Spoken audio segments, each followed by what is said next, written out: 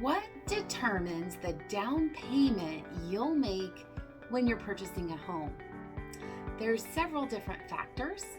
One of them is how much money do you have available? Also, how much do you qualify for on the mortgage?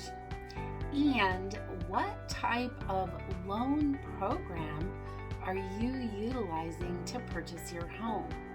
If you're a veteran, for example, and you're getting a VA loan, you may be able to buy with zero down.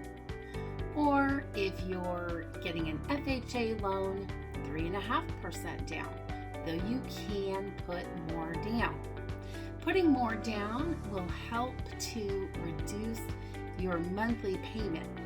The best thing is to connect with a great lender who can help you evaluate your options and choose the down payment that best fits your situation and your budget.